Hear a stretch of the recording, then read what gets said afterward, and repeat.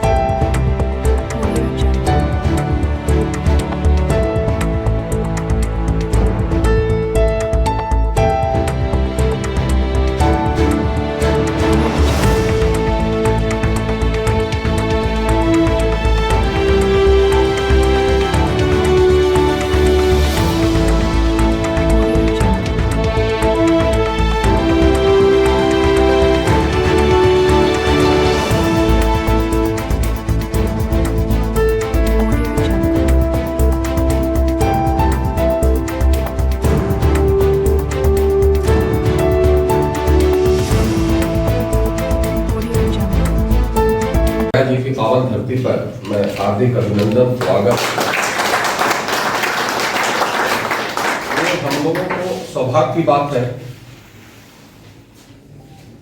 कि ऐसा हम लोगों से बीच से निकल करके और हम लोगों के घर के जैसा बेटी बहू रहे, एक सशक्त महिला जो पूरे देश में आज वित्त विभाग संभाल करके और जो भारत का इतिहास रचा जा रहा है उस इतिहास को रचने में अपने कलम से मजबूती के साथ पेश कर रहे हैं। इससे बड़ा सौभाग्य हम लोगों के लिए।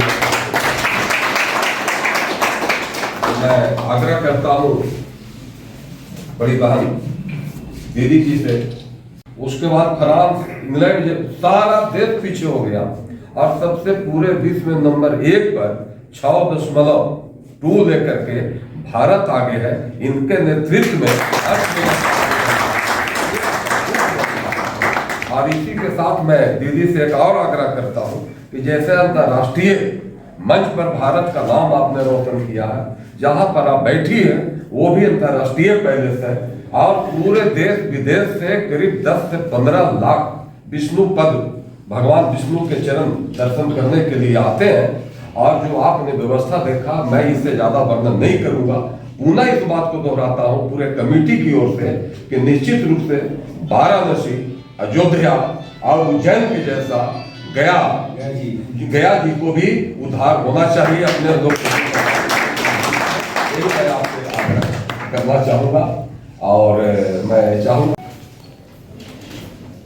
पहले बात मैं आप सबको धन्यवाद कहना चाहती हूँ कि आपके बाकी सब काम छोड़ करके जब मैं एक तीर्थयात्री के नाम पर आई हूँ, फिर भी क्योंकि हम सब भारतीय जनता पार्टी के कार्यकर्ता हैं, आप आए और एक आध लोग कल जब मैं पहुंची तब से और आज सुबह से भी मेरे साथ रहे और आप इधर मुझे आपसे मिलने का एक मौका भी दे रहे हैं। बिहार के कुल मिलाकर के बिहार के यूनिट के कामकाज और पिछले चुनाव में इलेक्शन मैनिफेस्टो वो 2020 कोविड के दौरान भी वो मैनिफेस्टो रिलीज करने के लिए जब मैं आई थी, उस समय का विषय, और उससे बहुत साल पहले, उससे पहले वाला चुनाव में जब इधर हम एक आध दिन आए थे और प्रधानमंत्री जी मोदी जी के प्रधानमंत्री जी बनने से पहले वाली गांधी मैदान के, ये सब हमारे याद में होती। जैसे अंग्रेजी में बोलते हैं डीप इम्प्रेशन, उसका एक इम्पैक्ट हमारे याद में, मन में कभी भी रहता है कि कार्यकर्ता कैसे कुल मिला करके एक बड़ा सा कार्यक्रम, इतने प्रभावित कार्यक्रम बिहार की यूनिट ने किया, वो सब हमें याद है। ऐसे ही याद है 2010 में 11 में जब इधर आए थे और उस समय के माहौल में शाम को डिनर और दावत जो रहना था वो नहीं रहे, वो भी मुझे याद है। उसके बाद तो बहुत सारे चेंजेस आए, दोबारा चेंजेस रिवर्स में आए, ये सब है। मगर इन सब के एक तरफा करने के बाद एक सच्चाई तो पहले से बदला नहीं है, वो सच्चाई बीजेपी का कार्यकर्ता के बलबूते में ही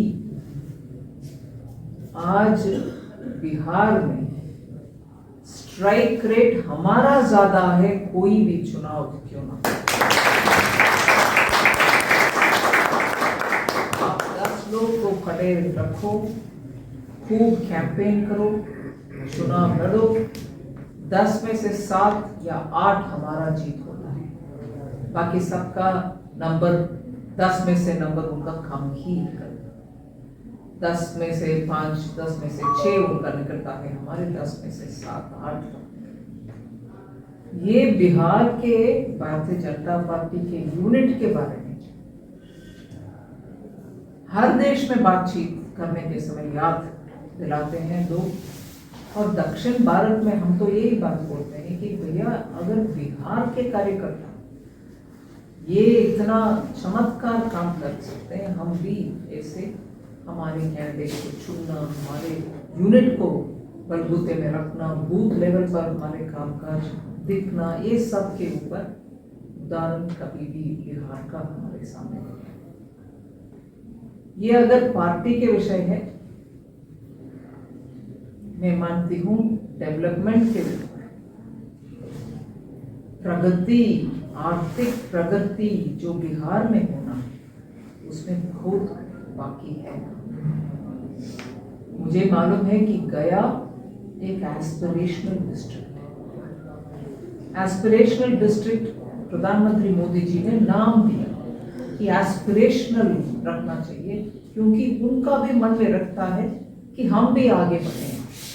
मगर बार बार उनको ये कहना कि आप क्या ये पानी घर तक नहीं पहुंचा, आपकी सड़क सही नहीं है, आपके यहाँ कूड़े कचरा मेयर म्यूनिसिपैलिटी लेवल में ऐसे रह गए, ऐसे करके अगर आप हम एक जिला को नीचे दिखाने का प्रयत्न करेंगे, जानबूझकर नहीं बोल रही हूँ, वैसे प्रयत्न करते रहेंगे तो उनको आगे बढ़ाने में दिक्कत है। सो प्रधानमंत्री जी चुन करके 116 ऐसे जिले पूरे देश भर निकाले और उनमें कार्यक्रम पूरे के पूरे ध्यान से करने के लिए एक आध मंत्रीगण को हर एक एस्पिरेशनल डिस्ट्रिक्ट का इंचार्ज बनाकर भेजे। इसमें एक ही मंत्री 3 एस्पिरेशनल डिस्ट्रिक्ट भी डील कर सकते हैं, क्योंकि मंत्रीगण कुल मिलाकर 70 है, मगर जिला तो 100 से ज्यादा। ऐसे ये एस्पिरेशनल डिस्ट्रिक्ट्स में पिछले 2 साल में काम करके मुझे मालूम है कि बहुत सारे जिला एकदम प्रोग्रेस दिखाए। मुझे यही इच्छा थी, क्योंकि कुछ और कारणवश आ रही हूँ, गया भी एस्पिरेशनल है, क्या हम उसमें उतना तरक्की देख पाएंगे। मैं बचपन में आई, मेरे परिवार बार बार आते हैं मैं लास्ट में शायद जब मैं कॉलेज में थी उस समय गया है, उसके बाद अभी नहीं आया, मगर और काम करने का विषय है गया। हमारी कार्यकर्ता जो मेरे साथ सुबह से हैं, वो एक मेमोरेंडम मेरे हाथ में पकड़ा है कॉरिडोर हाँ, कि प्लीज कॉरिडोर बना लो, जैसे वाराणसी में हुआ और ऐसे न उज्जैन में भी हो। ठीक है, आपने दिया, हमारे परिवार के लोग ने हम मेरे पास दिया, जरूर माननीय प्रधानमंत्री जी के हाथ में वो लोग दे देते हैं। और ये भी बोलती हूँ हमारी यूनिट कितना सक्षम है, इधर कितना अपने काम कर रहे हैं। ये नहीं है कि उनको पहले से जानकारी नहीं है, हर रीजन के हर जिला की विशेषता उनको एकदम खूब मालूम है। फिर भी ये रिक्वेस्ट जो आपके हाथ में से मुझे मिला, मैं जरूर माननीय प्रधानमंत्री जी को देकर उसका आवश्यकता कितना भी है महसूस कर रही हूँ मैं, उसको मैं डेफिनेटली